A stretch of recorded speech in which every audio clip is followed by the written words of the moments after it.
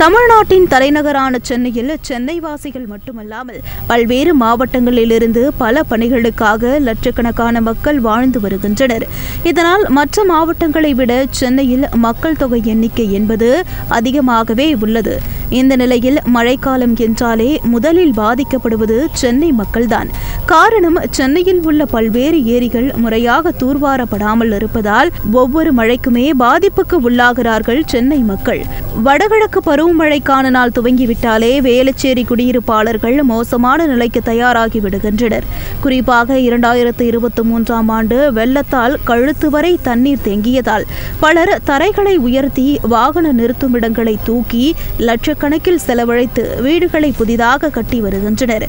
ஆனாலும் வேளச்சேரி ஏரி, AGS colony, Venkateswara நகர், EB colony, தண்டீஸ்வர நகர், baby நகர் மற்றும் அயோத்தி காலனி ஆகிய இடங்களில் வெள்ளப்பெருக்கு ஏற்பட்டு வருகிறது.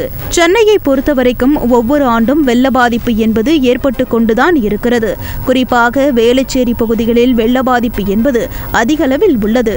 வேளச்சேரி ஏரியை பொறுத்தவரைக்குமே 255 ஏக்கர் பரப்பளவு கொண்டது. ஆனால் தற்போது 55 ஏக்கராக குறைந்துவிட்டது.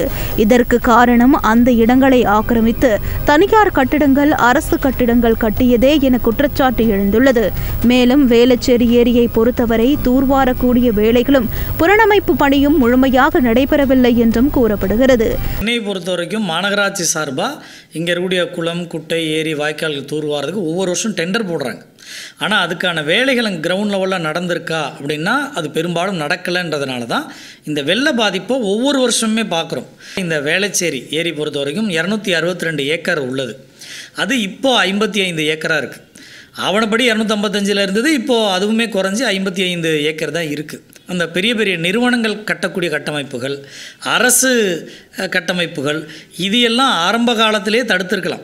அது தடுக்கலை. இந்த ஏரியை ரீஸ்டோர் பண்ணுங்கள், இதுக்கு ப்ராப்பராக வேலைகள் செய்யுங்க அப்படின்னு அறிவிப்பு கொடுத்தாங்க. ஆனால் அது இன்னை வரைக்கும் நிலுவையில் இருக்குது. அதனால தான் இங்கே அந்த வேளச்சேரி ஏரி பொறுத்த வரைக்கும் புனரமைக்கிற வேலைகளும் தூர்வார வேலையும் முழுமையாக நடக்கலை. பெரிய பெரிய கட்டிடங்கள் கட்ட அதிகாரிகள் அனுமதி கொடுத்ததால் ஏரியை ஆக்கிரமிப்பதற்கு முக்கிய காரணமாக உள்ளது. ஆனால் வீண்பழி அனைத்தும் சாமானிய மக்கள் மீது சுமத்தப்படுகிறது என்று அறப்போர் இயக்கத்தைச் சேர்ந்த ராதாகிருஷ்ணன் தெரிவித்துள்ளார். ஒரு ஏரியை தெரிஞ்சே தானே திட்டமிட்டு சர்வே நம்பர்லாம் டிவைட் பண்ணி கொடுத்துருக்காங்க. அப்போ அவங்கெல்லாம் கல்பரட்டாக மோசடிவாதிகளாக இல்லையா? அப்போ இதை யார் செஞ்சுருக்கணும்? அரசு செஞ்சுருக்கணும். ஆனால் விளிம்புநிலை மக்கள் மீது 4 வீடுகள் அங்கெங்கேயா கட்டியிருப்பாங்க. அவங்க மிஞ்சி மிஞ்சி என்ன பெரிய பெரிய அப்பார்ட்மெண்ட்டை கட்டியிருக்க போகிறாங்க. ஒரு 300 ஸ்கொயர் ஃபீட்டில் தங்குறதுக்கான, தூங்குறதுக்கான இடம் தான் கட்டியிருக்க போகிறாங்க. அந்த இடத்துல போய் கை வச்சாதான் உங்களுக்கு சட்ட ஒழுங்கு பிரச்சனை வருது. ஆனால் பெரிய பெரிய மோசடியான முதலைகள் இருக்காங்களா, அவங்க கட்டியிருக்க கட்டமைப்புகளை அரசு கையகப்படுத்துறதுல என்ன பிரச்சனை? அப்போ இதை சரிப்படுத்துறதை விட்டுட்டு திரும்ப 4 வீடுகளை 5 வீடுகளை போய் இடிச்சுட்டு நாங்கள் ஒன்றே சட்ட ஒழுங்கு பிரச்சனை வருது, விளிம்புநிலை மக்களுக்கு பிரச்சனை, நாங்கள் அரசுக்கு பாதுகாப்பாக, யாருக்கு பாதுகாப்பாக இருக்கிறீங்க? எனவே விளம்பர முதலமைச்சர் ஸ்டாலின் தலைமையிலான அரசு உரிய நடவடிக்கை எடுத்து மழைக்காலங்களில் ஏஜிஎஸ் காலனி, வெங்கடேஸ்வரா நகர், இபி காலனி, தண்டீஸ்வரன் நகர், பேபி நகர் மற்றும் அயோத்தி காலனி ஆகிய இடங்களில் வெள்ளப்பெருக்கு ஏற்படாத வகையில் நடவடிக்கை எடுக்க வேண்டும் என்பதே மக்களின் கோரிக்கையாக உள்ளது.